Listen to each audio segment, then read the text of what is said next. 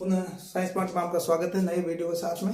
आज हम राष्ट्रपति की संवैधानिक शक्ति की स्थिति के बारे में जानकारी प्राप्त करेंगे और आगे चलेंगे।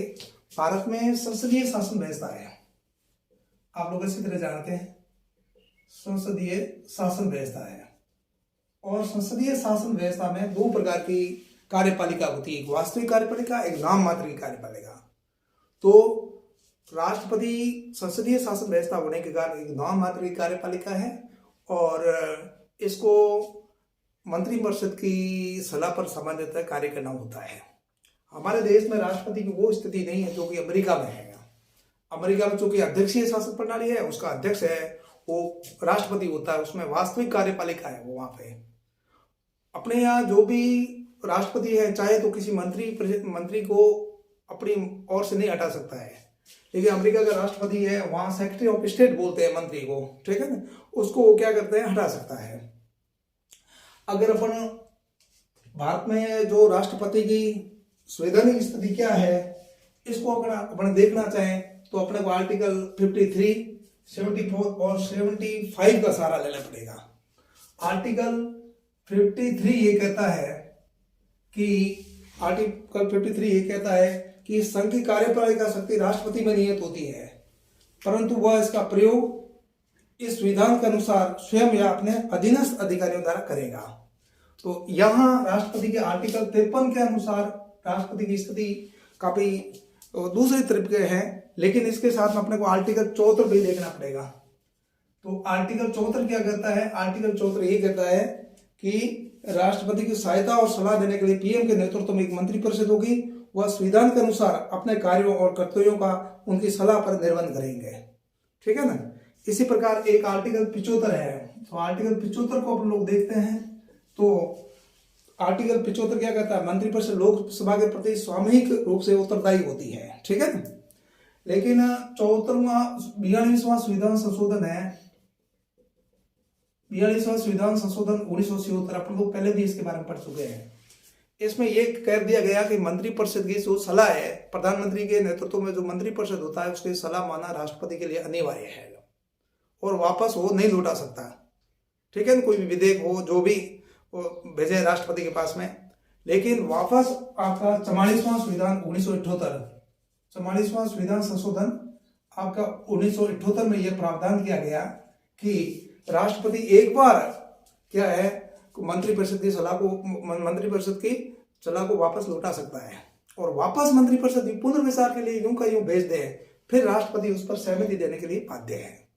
तो वस्तु स्थिति हमारे जो मतलब क्या देश में जो संसदीय शासन व्यवस्था स्थापित की गई है उसके अनुसार राष्ट्रपति की जो स्थिति है वो इंग्लैंड के जो राजा है उसके जैसी है, न कि अमेरिका के राष्ट्रपति की तरह।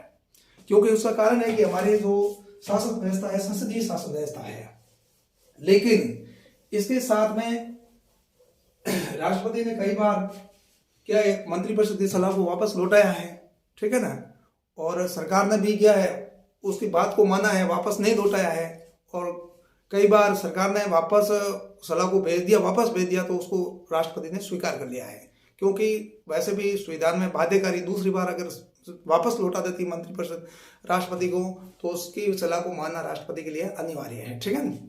और इसके साथ में वैसे हमारे यहाँ स्वविवेक की शक्तियों की बात कर रहे हैं, स्वविवेक की शक्तियों, सीधे तौर पर राष्ट्रपति के लिए स्वविवेक की शक्तियों का संविधान में उपयोग नहीं हुआ है, लेकिन परिस्थिति जन्य स्वविवेक की शक्तियां यहाँ मौजूद है, ठीक है ना। तो जैसे मैं आपको बताना चाहता हूँ, जैसे लोकसभा के चुनाव हुए और लोकसभा के चुनाव में किसी भी दल को स्पष्ट बहुमत नहीं प्राप्त हो रहा है,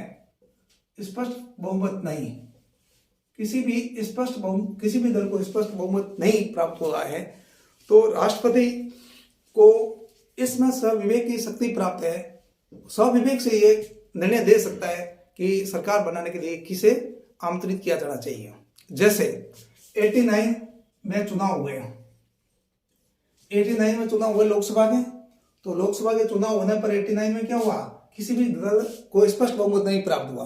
कांग्रेस पार्टी को 154 सीट प्राप्त हुई और अन्नादुर्मुक वो थी इसकी सहयोगी थी 11, उसको कुल मिलाकर 211 हो गया, उसको मतलब 93 मान लेते हैं। और जनता दल को 141 और बीजेपी को 86 सीट प्राप्त हुई। ठीक है ना।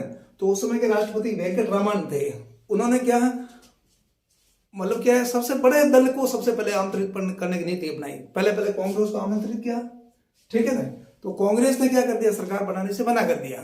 तो इसके बाद में जनता दल को आमंत्रित किया, दूसरा सबसे बड़ा था। जनता दल का सहयोग किया किसने, एक तो भारतीय जनता पार्टी ने, बीजेपी ने, और एक वाम मोर्चा था उसने बाहर से समर्थन किया, बीजेपी ने और वाम मोर्चा दोनों ने बाहर से समर्थन किया। और विश्वनाथ प्रताप सिंह के नेतृत्व में सरकार गठित की गई थी।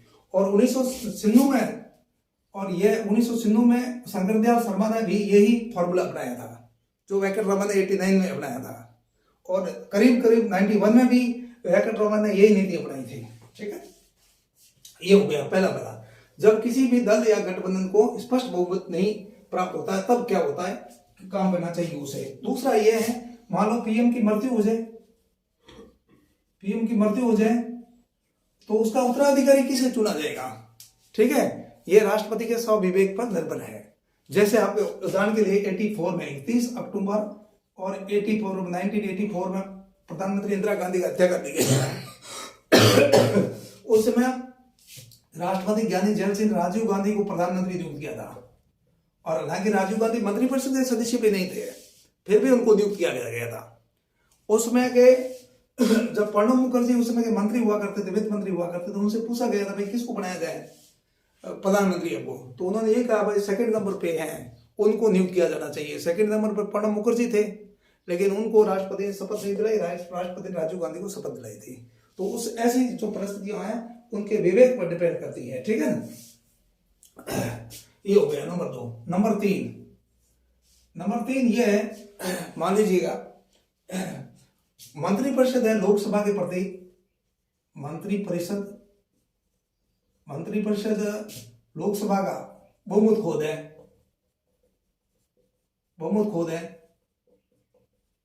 ठीक है ना, मंत्रिपरिषद क्या करें, लोकसभा का बहुमत खोद है। ठीक है ना, या विश्वास मत प्राप्त नहीं कर सके। ठीक है ना, और उसमें क्या करेंगे, राष्ट्रपति कोशिश होती है उसमें से देखेंगे भाई वैकल्पिक सरकार बन पाती है कि नहीं, पर दूसरे दलों को आमंत्रित करेंगे। ठीक है ना, और उसके बावजूद भी अगर ऐसी परिस्थिति निर्मित नहीं हो रही कि नई सरकार गठित नहीं की जा सकती तो राष्ट्रपति लोकसभा को भंग कर सकते हैं। जैसे 91 में चंद्रशेखर ने क्या कर दिया था, चंद्रशेखर में राष्ट्रपति के प्रति धन्यवाद प्रस्ताव पेश किया जा रहा था। जैसे क्या करते हैं, प्रत्येक साल के शुरुआत में क्या करता है, राष्ट्रपति अभिभाषण करता है संसद में, संसद के दोनों संयुक्त सदन को, संयुक्त अधिवेशन को संबोधित करता है। और संसद उसके प्रति क्या करती है, मतलब क्या कहती है, विश्वास व्यक्त करती है। ठीक है, धन्यवाद प्रस्ताव पेश करती है। और अगर धन्यवाद प्रस्ताव पेश करने में सरकार विफल रहती है तो वो धन्यवाद प्रस्ताव अविश्वास प्रस्ताव के समान माना जाता है, सरकार को इस्तीफा देना पड़ता है। चंद्रशेखर ने 1991 में इसीलिए इस्तीफा दिया था। ठीक है ना, धन्यवाद प्रस्ताव पर बहस चल रही थी तो कांग्रेस के लोग उसको छोड़कर बाहर चले गए, तो चंद्रशेखर ने उसको इस्तीफा दे दिया था। तो धन्यवाद प्रस्ताव पेश करने में विफल रहती है तो आपके क्या है, सरकार को इस्तीफा देना पड़ता है। और आपको मालूम है प्रत्येक साल के शुरुआत में और नया चुनाव होता है, उसमें राष्ट्रपति क्या करता है, दोनों सदनों के संयुक्त अधिवेशन को संबोधित करता है। ठीक है, ये बात आएगी समझ में। अब क्या करता है, मान लीजिए राष्ट्रपति ने लोकसभा को भंग कर दिया तो लोकसभा के चुनाव होंगे, नई वैकल्पिक सरकार बनेगी। ठीक है, नई सरकार बनेगी, तब तक एक वैकल्पिक सरकार की स्थापना की जाती है। ठीक है ना, काम चलाओ, जैसे सामान्य भाषा में काम चलाओ सरकार कहते हैं। ठीक है ना, क्या बोलते हैं, काम चलाओ सरकार। एक काम चलाओ सरकार होती है, एक मिलीजुली सरकार होती है। ठीक है, मिलीजुली सरकार इन दोनों में अंतर है। काम चलाओ सरकार तो जब मान लीजिए सरकार ने बहुमत खो दिया, नए चुनाव होने हैं, तो वैकल्पिक तौर पर एक सरकार का गठन किया जाता है। उस प्रधानमंत्री जिस प्रधानमंत्री ने बहुमत खो दिया सदन में, उसको कहा जाता है भाई जब तक नए चुनाव नहीं हो जाए, नए प्रधानमंत्री क्या है नियुक्त नहीं हो जाए, तब तक आप पद पर बने रहिए। जैसे चंद्रशेखर थे 1991 में क्या कर दिया उन्होंने, बहुमत खो दिया मार्च में। ठीक है, फिर भी वो जून तक क्या है, मतलब कि वैकल्पिक काम चलाओ सरकार के तौर पर सरकार का कामकाज देखते रहे। मिलीजुली सरकार का मतलब ये होता है कि बहुत सारी पार्टियां मिलकर के सरकार बनाएंगे। ठीक है ना, समझे बात को नहीं, ये तो दोनों में तो काम चलाऊ सरकार जो भी होती है ना, काम चलाऊ सरकार के से अपेक्षा की जाती है कि वो नीतिगत निर्णय नहीं ले, कोई महत्वपूर्ण निर्णय नहीं ले, रोजमर्रा के सरकार का काम है वो करते रहेंगे, ठीक है ना। अगर मान लीजिए कोई काम चलाऊ सरकार है जिसको सदन के प्रति लोकसभा में बहुमत प्राप्त नहीं है, वो कोई नीतिगत निर्णय रहते हैं तो राष्ट्रपति उसको मानने के लिए बाध्य नहीं है, ठीक है। जैसे 1991 में क्या कर दिया था, चंद्रशेखर की सरकार काम चलाऊ सरकार थी, उसने कुछ निर्णय ले लिए थे, राष्ट्रपति ने उसे वापस लौटा दिया, ठीक है ना, उसने स्वीकृति प्रदान नहीं की थी। बात है समझ में नहीं। तो काम चलाऊ सरकार के निर्णय को मानने के लिए राष्ट्रपति बाध्य नहीं है, ठीक है, ये उसका स्वविवेक है। दूसरा क्या है, आर्टिकल 78 के तहत प्रशासनिक मामले हैं, दूसरे कोई भी मामले, उसकी जानकारी राष्ट्रपति प्रधानमंत्री से मांग सकते हैं, ठीक है, ये उनका स्वविवेक की शक्ति है, ठीक है, ये उनकी स्वविवेक की शक्ति है। एक और उनकी स्वविवेक की शक्ति है, मान लीजिए कि एक मंत्री ने निर्णय लिया, एक मंत्री ने कोई निर्णय लिया तो प्रधानमंत्री को कह करके सामूहिक रूप से उस पूरे मंत्रिमंडल से, मंत्रिपरिषद से निर्णय लेने के लिए प्रधानमंत्री को कह सकता है। ये भी उनका क्या है, आपके स्वविवेक की शक्ति है। बात नहीं समझ में नहीं। तो मुख्य इससे संबंधित क्वेश्चन कभी कभी स्टेटमेंट के रूप में पूछे जाते हैं, ठीक है। और वैसे प्रधानमंत्री राष्ट्रपति की जो स्थिति है हमारे यहाँ संसदीय शासन व्यवस्था होने के कारण क्या है, ब्रिटिश जो सम्राट है उसकी जैसी है, ठीक है। वो एक क्या है, काम नाम मात्र की कार्यपालिका है, सामान्यतः उससे अपेक्षा की जाती है कि मंत्रिपरिषद की सलाह पर कार्य करेंगे, ठीक है, समझे बात को। और लेकिन कभी कभी क्या हुआ है, जब काम चलाऊ सरकार थी, किसी भी सदन किसी भी पार्टी को स्पष्ट बहुमत लोकसभा में नहीं था, तो राष्ट्रपति ने सक्रिय होकर के भी कार्य करने की भारत में कोशिश की है, ठीक है। आज अपन इतना ही, इसे आगे अगले चरण में देखेंगे, ठीक है।